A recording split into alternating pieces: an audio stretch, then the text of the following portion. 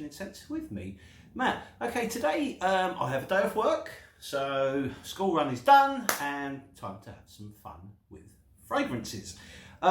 This basically today isn't a review as such. What we're going to do is, the other night I was in the pub and I was wearing one of my Manceras. I think it may have been Black Lion, I'm not entirely sure.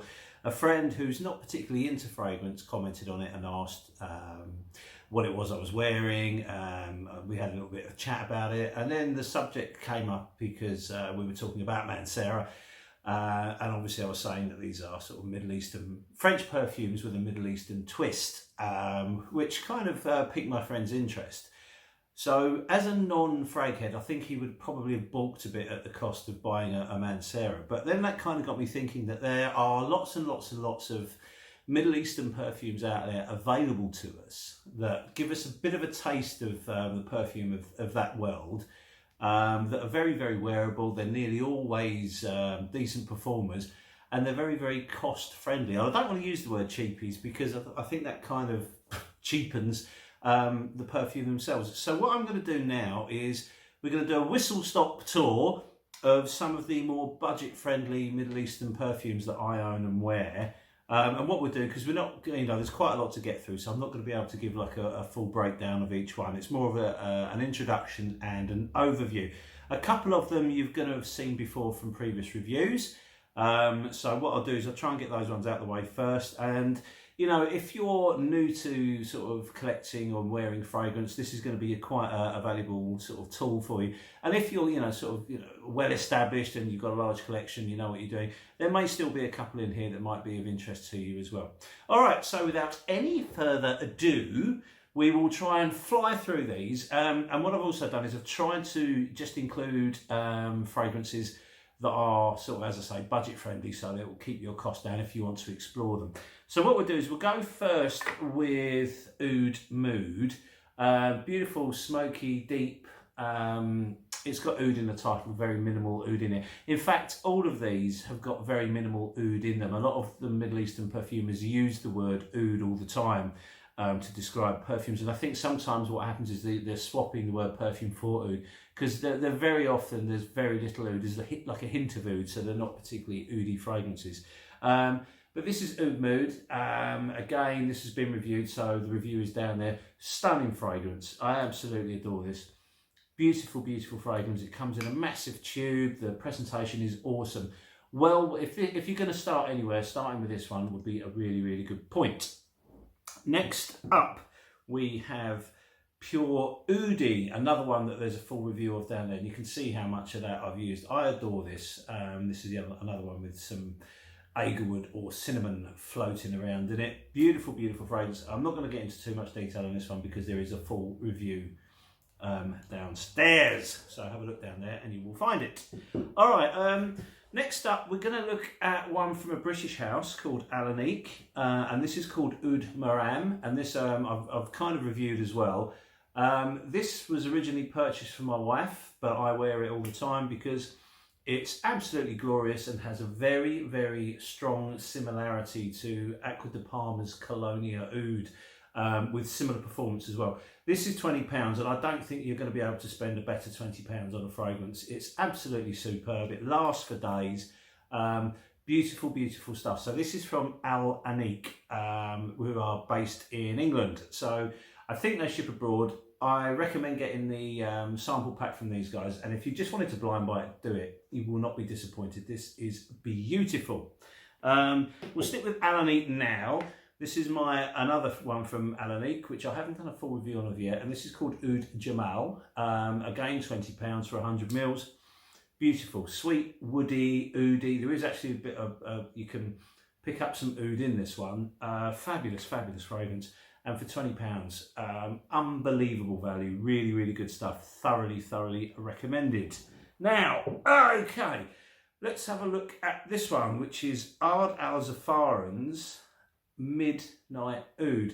Now, I bought this quite a while ago, and what this is basically, as you can, the clue's in the bottle there. This is a straight up clone of Amouage's Interlude Man, and they do a pretty good job of it as well. It smells really, really similar. It hasn't quite got the biblical performance of Interlude Man, but it's not far off. It's a very, very strong performer. I actually have two decants of Amouage's Interlude Man, and I wear this over the Interlude Man, which I know sounds a bit surprising.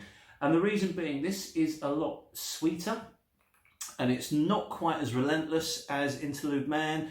I mean, it's as gaudy as anything, and the box it comes in, it's a complete, it's a complete rip-off of the Amouage packaging. But this is a really good, really good buy. This was, I think, less than £20, this one. And this is glorious. Really, really nice. Incensey, smoky. It smells pretty much identical to Interlude Man, apart from Interlude Man's not quite as sweet. Really, really good starting point. Great presentation, heavy bottle, super cap. Give it a go. Fabulous stuff. Right, next up. Now, not all of these are ones that I love.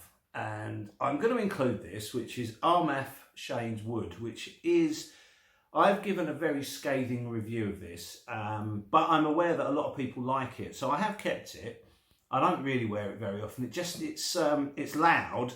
It's not beast mode, but it projects a lot. It's quite a synthetic smelling sort of oud rose combo. And there is to be fair some oud that's noticeable in this. Not a bad performer. As I say, very loud in the opening, and then it drops off to be quite subtle. I'm not a big fan, I'll be completely honest with you. If you see my review of it, you'll notice that I give it a bit of a kicking. I never reach for it. I don't know why I've still got it. But, I have noticed online that a lot of people really, really like it. So it's just me not getting on with it. There probably isn't anything wrong with it. I mean, apart from the bottle, it's crap. This is plastic and it's quite heavy actually, but it's...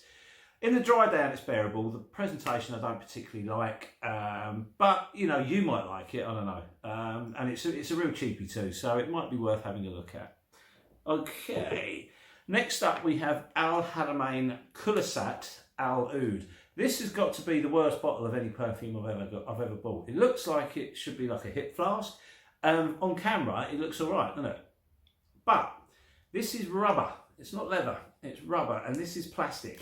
And it's cheap and it's tacky and it's not very good. However, the actual fragrance inside is pretty good.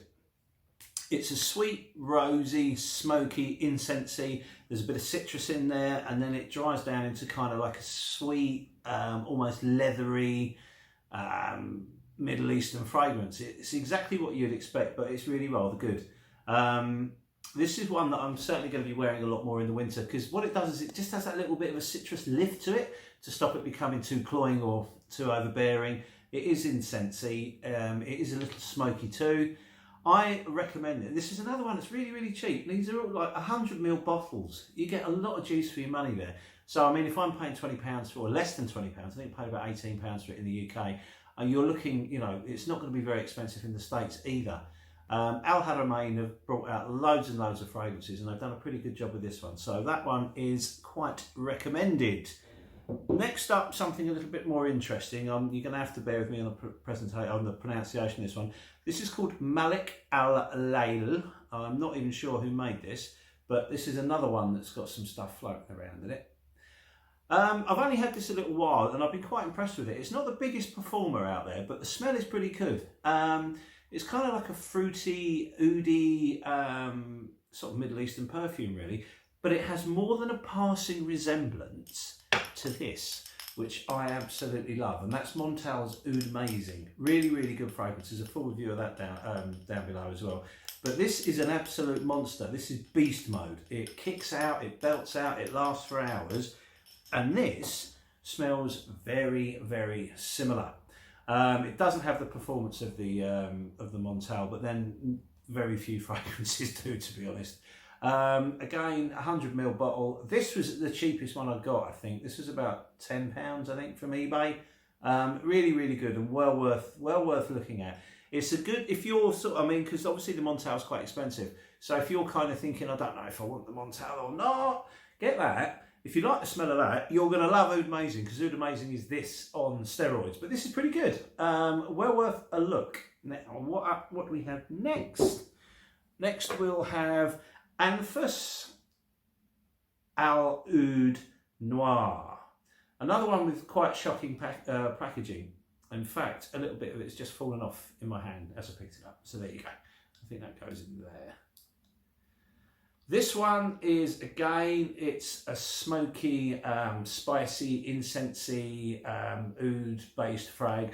Very minimal oud. Presentation on this one is equally as bad as some of the others. This is all very plasticky. It looks quite good on camera, but as soon as you touch it, it feels very cheap and crappy. It is, in fact, quite similar to this one. You would not need to have both of these. They're very, very similar in terms of performance and smell.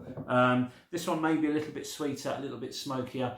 Very, very strong performance. Again, you'll get all day out of this. All of these, by the way, are completely unisex. Both can wear them, both sexes that is. And next up is the newest one I've got, which is Musk Al Muntakab. And this is beautiful.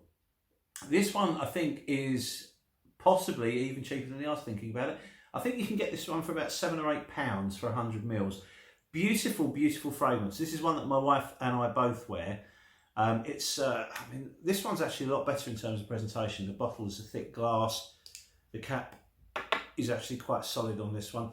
So have a look at that. If you can get it on eBay for sort of £10 or less, have a go at it. It's a floral musk. It smells incredibly clean. It'll be really, really good when it's hot because it's got quite good performance. It's sort of 6-7 hours, maybe a little bit more.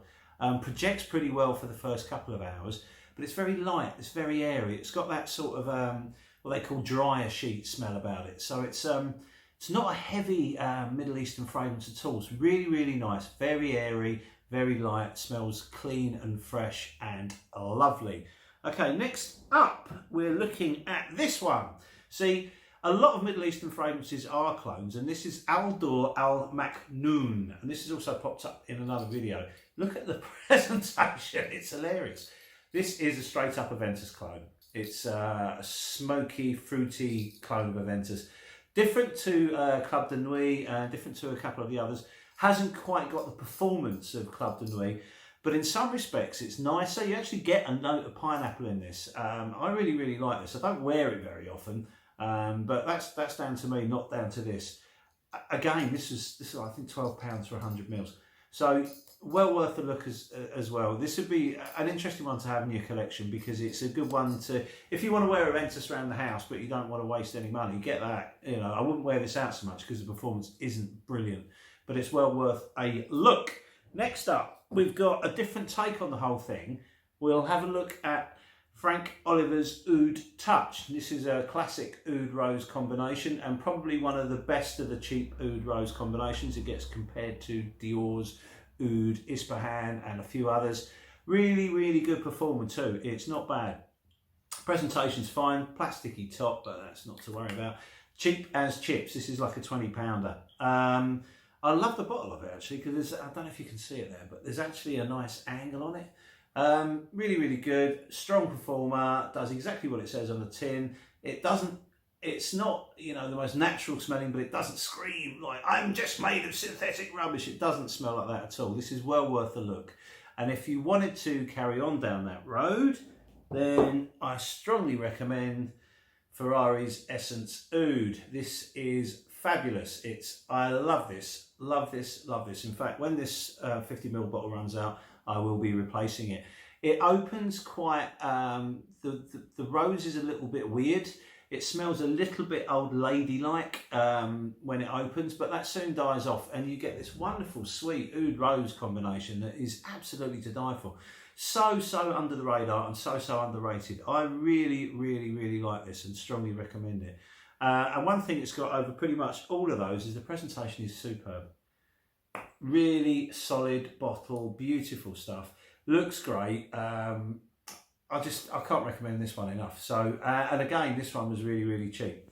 So what we'll do is we'll finally punch through the £20 barrier and I'll finish on my favourite of all, which is a Fakir Al Oud, again from Alanique. This is, I mean, what does that remind you of? It doesn't originally come with a tassel on it. This is vanilla, it's oud, it's smoky, it's woody, it's sweet. It has nuclear performance. It lasts all day. If you get it on clothes, your clothes will smell of it for weeks. I cannot recommend this enough. I absolutely adore it. Anyone that likes vanilla, anyone that likes oud, anyone that likes that sort of combination, you should have this in your collection. Beautiful, beautiful fragrance. It is a little bit more expensive though than the others. This was, I think I paid £29 for it. One of Questioning Scent's favourites. Rich has a bottle of it as well. We adore this stuff. So listen, as I say, complete whistle stop tour because I don't want to take up too much of your time. We're trying to get a few reviews done today, so we'll get some more out for you guys to enjoy as we make them. Listen, as always, thank you very much for your time. It's an absolute pleasure doing these, and I hope you enjoy them. Listen, if you found any of these sort of Middle Eastern perfumes that are quite reasonable, why don't you put some comments down there? Let us find out, and then we can investigate them ourselves and possibly review them as well. So listen, thank you very much for your time. Cheers.